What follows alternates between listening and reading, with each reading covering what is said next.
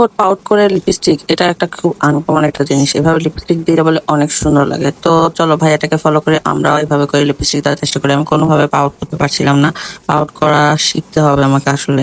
তো এরপরে আমি আমার লিপস্টিকটা নিয়ে আমি পাউডে দিয়ে নিয়েছি। তো দিতে দিতে আমার পাউট কেমন জানি খুলে যাচ্ছিল, মনে হয় এটা আবার ঠিক করতে হবে। যে ঠিক করে নিয়েছি, এবার আমি আবার সুন্দর করে দিব। ওই ভাইয়াটার মতো যদি সুন্দর একটা পাউট করা লিপস্টিকটা হয়ে যায় তাহলে কতই না ভালো লাগবে। তারপরে এখন আমি লিপস্টিকটা শেষ করে এরপর আমি লিপ লাইনার ইউজ করবো। তো আমি চেষ্টা করতেছি যেন আমার ঠোঁট পুরোটা কভার করে, যাতে কোনো ম্যাসি বা কোনো বিশ্রী একটা ভাব না আসে। যাই হোক, এবার কি হয় সেটা তো দেখার পালা।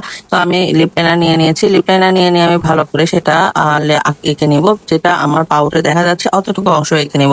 তো ধরে নিলাম যে ভিতরের অংশগুলো আঁকা হয়ে যাচ্ছে, কারণ উনি তো সেভাবে দেখা যাচ্ছে পুরো অংশটা আঁকা হয়ে গেছে। মা খুলে দেখি যে মা আমার তো কোনোটাই ঠিক হলো না, না না এপাশে লিপ লাইনার ঠিক হইলো, আবার মুখ থেকে ঠোঁট থেকে সব বের হয়ে গেল। তো এভাবে লিপস্টিক দিয়ে কি মজা পাবো সেটা আমি জানি না, তবে ওনাকে আমি দেখে একটা হ্যাক করলাম।